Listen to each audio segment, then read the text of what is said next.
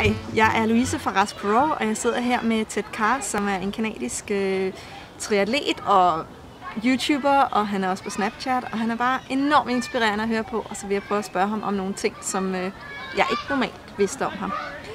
So the first thing is, like, who was Ted before he started this raw vegan journey? Who was Ted before he started the raw vegan journey? Ted, right before he started the raw vegan journey, was an 18-year-old pot-smoking metalhead. How's that? Wow. A lot of weed, a lot of nicotine as well. Started smoking cigarettes. Just loved dark music, man. Loved dark imagery. Loved dark lyrics. Hate music. And I just wasn't in a good place in my life. I was 25 pounds heavier than I was now. Doing things I absolutely hated because I thought that's what you had to do. Right. That you had to go to college. And I was just not feeling well at all. Health-wise, how were you feeling? I was having panic attacks, mini panic attacks on the bus rides home from college. Right. Thinking like, I can't do this. Like, I can't do this. What am I gonna do? Like this, I need to escape. I just needed to escape.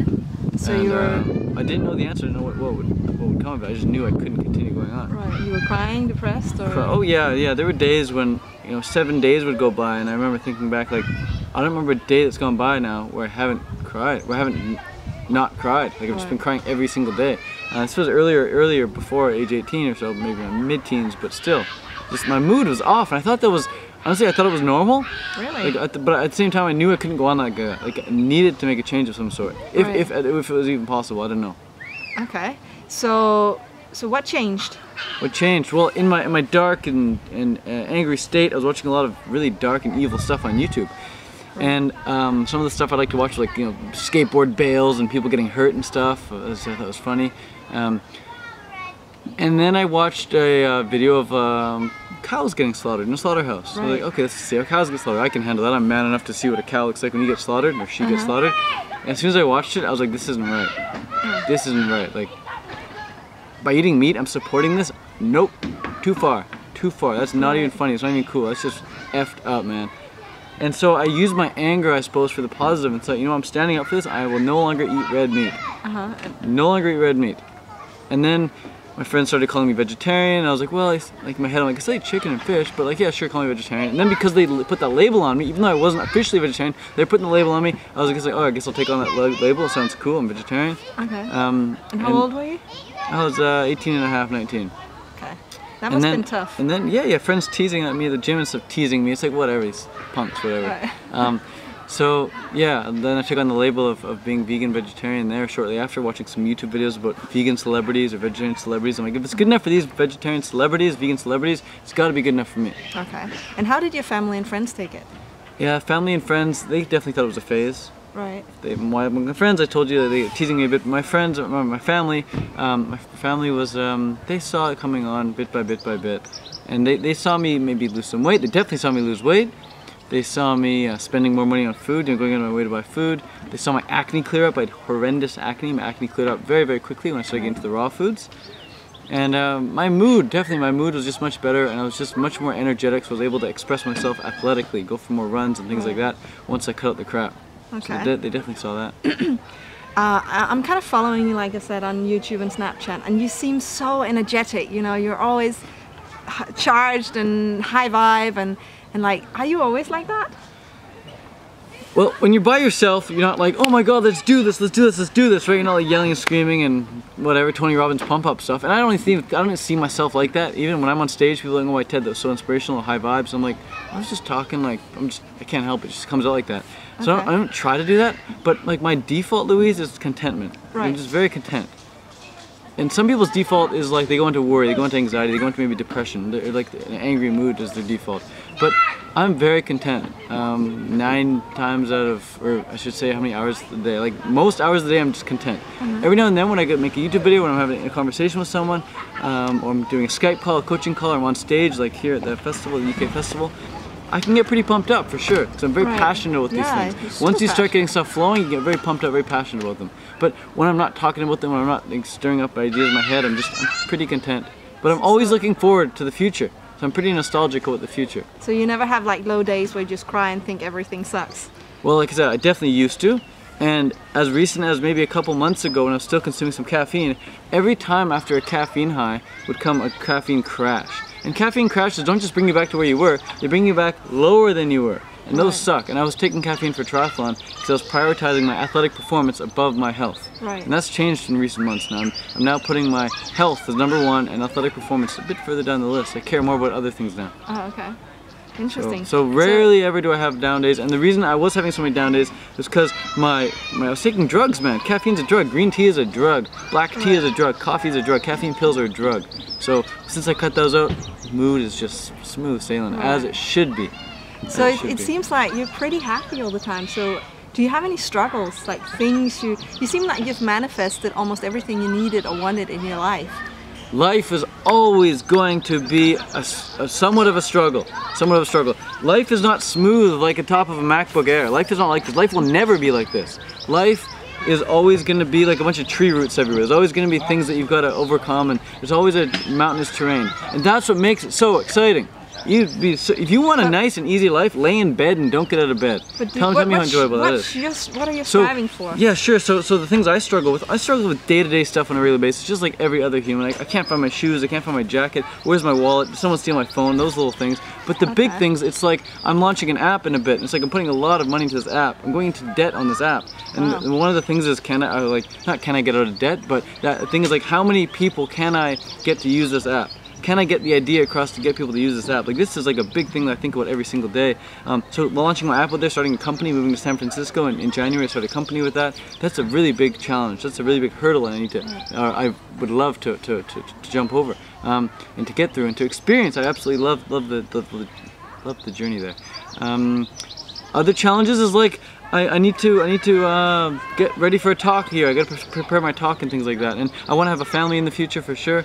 That's like a big challenge there. I want to have a fruit forest. Definitely want to have a fruit forest. Okay. Where just everywhere it's just trees ready for picking all around the world as well. So communities in different parts of the world, different times of the year.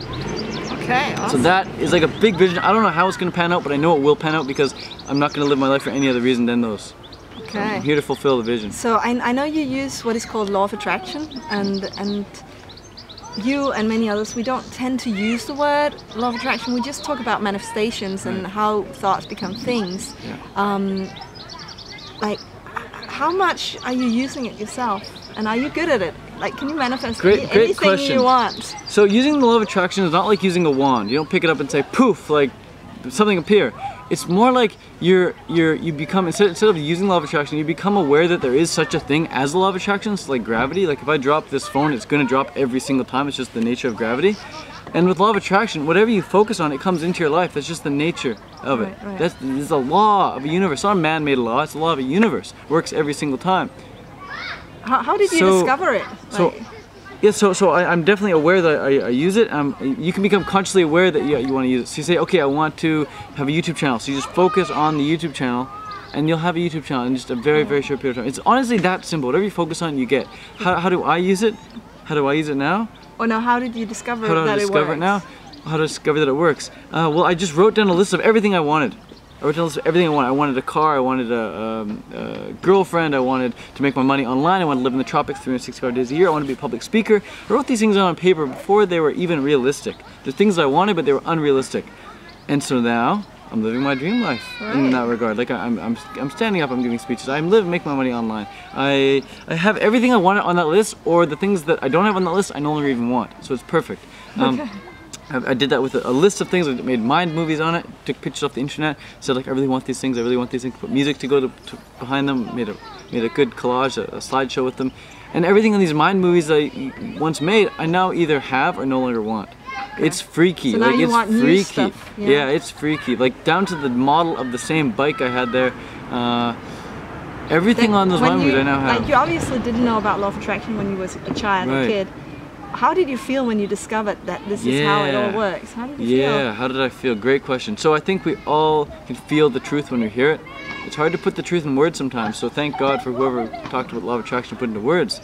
Fantastic.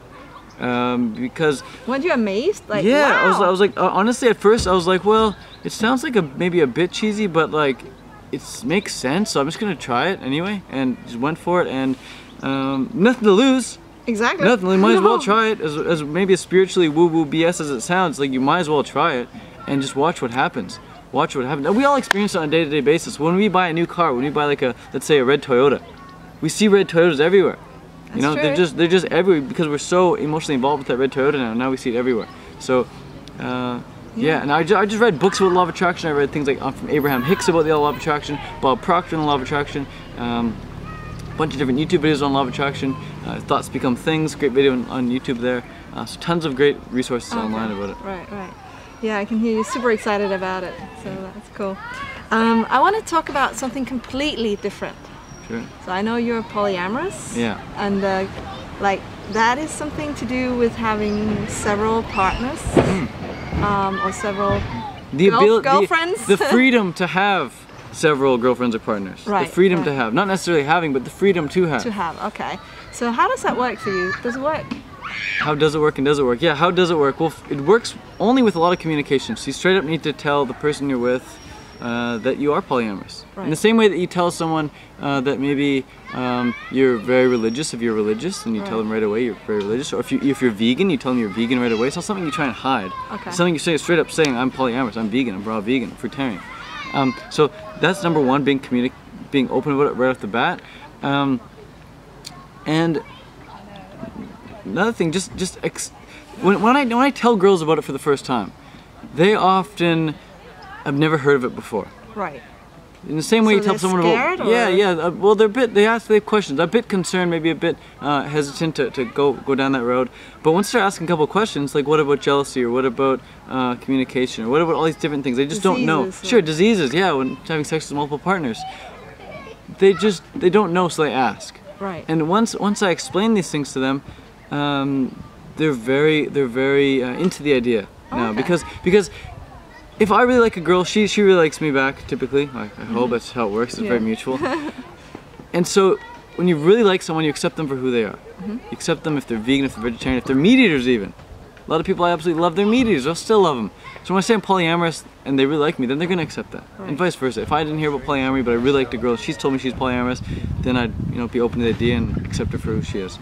So that's really important, the acceptance factor there. But like I said, it just takes communication. So every relationship is different too. Every relationship is different. We know this from already. From our parents to our mother, we have different relationships with both of them. From a brother, from a sister, we have different relationships. With a cousin, with their uncles, with their aunts, different relationships. They all have different, modes of communication, styles of communication. Maybe my mom will text only. My dad, I'm only going to call him up. My sister, I'm only going to see face to face. Right? It's different styles of communication just in your family, let alone with your intimate lovers. And having said that, polyamory is not necessarily about just having a bunch of intimate lovers. Right. Like I'm polyamorous right now, and it's like I have an intimate partner in Thailand, and haven't seen her in a few months now because I've been in Canada. When I go back to Thailand, it'll be cool to see her again. Right. But not necessarily like I'm here at these festivals going around and just being with everyone. Right. It's so rare to find someone who's totally in alignment, totally in vibration with who you are and who you want to be. So when you find that person, we call it love. It's just like, wow, like I feel so strongly towards this person in a way that I've never felt towards any other person. Right. And the way I like to describe it is like I like to describe your relationships with different people in the same way you describe different relationships with fruits. Okay. So you love mangoes, and you really love mangoes. You're really happy with mangoes, but then someone introduces you to papaya, and you're like, wow, papaya is also amazing. Right? Maybe you're like, papaya's even better than mango, but then you realize, hey, they're both like pretty damn amazing. You love them both. And then maybe durian comes along. You're like, wow, durian's like so good, but it's so different. It's very heavy. And then bananas come along. Your bananas are a lot more convenient. Like they're always there for you. They're always ready. Boom, boom, boom. So you still love all these different fruits, but there's different times, different places for each of them. And just because you're eating papayas doesn't mean you don't like mangoes. And just because you're eating durian doesn't mean you don't like bananas. And you can still love them all. Still love them all. And sometimes, sure, it's not good to mix them. Maybe you don't want to mix avocado with tomato and watermelon. I think we get you. You don't want to mix that watermelon with avocado. Sometimes you don't want to mix. But watermelon on her own is fine. Avocado on her own is fine. And then some of them mix well. Some of them mix well. No, you don't get jealous? Well, I used to, definitely. Right. I got sick with jealousy before when I got into the polyamorous game. I just tried to maybe do too much too soon and didn't work out too well. Not enough communication there. Definitely learned from that lesson. But jealousy is a learned behavior. Really? Just like greed. Just like greed. Greed is learned behavior. I think we'd like hoard it all for ourselves. But actually, in nature, if you have the best fruit ever, the best experience, you seeing the sunset. Louise, look at the sunset. Isn't that beautiful? Yeah. We want to share these beautiful experiences, right? We want to share this amazing nectarine, white flesh nectarine. Here, have a bite. It's fantastic. Like, you just have to share it. You have to. You cannot help it. You have to share it. When you come up with a great idea, you have to share it. Otherwise, whatever you don't express, you suppress. Suppression turns to depression, depression turns to disease. So when it comes to your partner, again, we've learned to hoard our partners. She's mine. She's mine. Anyone else looks at her, I'm gonna mess them up. You know, don't even look at her. Hey, what's up? This is Louise. She's mine. Mine. Instead of being like, hey Louise, like I really enjoy spending time with you, and you're like, oh Ted, like I also like spending time with this person. I'm like, okay, sure, like cool. Who's this other person? Maybe introduce me to him. Yeah. Maybe I'm gonna gel with this other guy that she likes. Maybe I won't. It's okay. I'm not gonna gel with everyone. I'm sure you like a lot of people at this festival that I don't maybe necessarily totally jive with, and vice versa. I hang out with a lot of people that you don't even hang out with. But oftentimes the people that we love other people that we really relate to. Right. You know, it's like our best friends, we listen to the same music. This other band I've never heard of before, they introduced me to a new band. I'm like, I definitely like that band because no matter what this person likes, I like. Same with the friends. Okay. So it's okay to share your friends, share your partners, just in the same way you share your best friends. It's amazing that you can. Everybody just wants a best friend at the end of the day. And if you can be intimate with your best friend, that's just that much better. Wow. That's really the simplest way to put it. Would you ever give up polyamory for the right girl? If you were so in love and this was the girl you wanted, would you give it up? I wouldn't need to. Right. I wouldn't need to. That's the thing. That question's phrased in a way that almost acts as like maybe it's potentially necessary to give it up. Maybe sure if there's a gun to my head. It's like if you don't give it up, then blah blah. Then for sure I'd give it up. Right. Just don't kill me, please. But you got a total paradigm shift and realize it's a new way of living. It's like saying if you were stuck on an island, would you eat a bunch of pigs? It's like, we'll just have the coconut trees. Just have the mangoes, just have the papayas. There's mango papaya trees all over the islands, right? Why would you need to eat a pig? It's just like, you don't need to. So, it's a huge paradigm shift. So yeah, I wouldn't need to. And so, if I had to, then no, I wouldn't. Then another question comes to mind. It's like, what if you, like I know you want kids. And you have multiple girlfriends and you want several kids maybe. Would you make all the girlfriends move in together, or how would that work? Good question. I would definitely love the idea of community. I've been to several festivals throughout my life, and every time I'm at a festival, I feel at home. Right. I feel like there's no better place to be. I don't feel like I need to be anywhere. Everything I have is here. This is my family. This is my crew. This is my life. Right? When you're around friends, you're around family. Friends are family. When you're around family, man, that's home. Home is where the heart is, and heart is where the family is. True, right? true. And friends are family. So when you're around a lot of friends, I'm with hundreds of friends here. I meet new ones every day. It's just the best place to be. So I would love community. I need community as much as I need good fruit and I need good friends. And so I visualize myself, I have the vision for myself living in communities around the world. Right. Perhaps only one community at a time, and then maybe another one, then maybe another one. But I would love it. I would love it. It would be ideal if all of my children were in one place, you know, in one community, in a big community. I'm talking acres and acres with massive fruit forests everywhere. Right. And all of the mothers of those children were also in the same community. And they of got course. along, yeah. Yeah, and got along, sure. That would be ideal. So that's what I'm striving for, definitely. Okay, interesting. Yeah. It's not something a lot of people talk about. No. So it's like for the first time ever, someone's saying like you can live on just fruit. You think he's a crackpot? You live on just fruit. He doesn't even have his protein powder, man. He's out to lunch. It's like just bananas, and we see Ann Osborne walking by, 80 days on just oranges, and she's feeling fantastic. Yeah. So these things that we've never considered before are actually totally possible, and not only possible, but they feel great. It feels great being able to share your love. Love is multiplied when it's shared. It really is. And our hearts are not a box that fill up with love. It's not like we have a finite amount of love we can give. We can love infinitely. Right. You know, we love more than one person at a time. We love more than one city at a time. More than one song at a time. I have a ton of favorite songs or playlists, right? It's like, hey, you can't listen to that song because I thought you said that was your favorite song.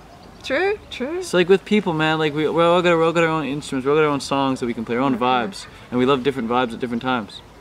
Thank you so much for sharing all your ideas and views. It's very inspiring and Thank you. Thanks for watching, guys. So, yeah, I hope you liked it. And if you want to see more interesting interviews about Ted, you can go to... Yeah, you can find me on fruitliving.com, fruitliving on YouTube, and Ted Carr on Snapchat. Definitely get me on Snapchat. And if you want more interviews of like this, subscribe to Louise. Yeah, subscribe right Fruity here. Louise. See you in the next video. Peace. Bye.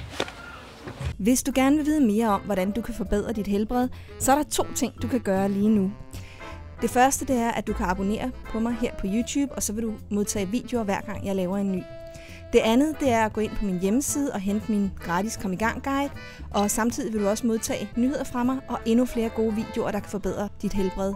Min hjemmeside det er www.raskpåraw.dk, og det eneste du skal gøre det er at klikke på skærmen nu.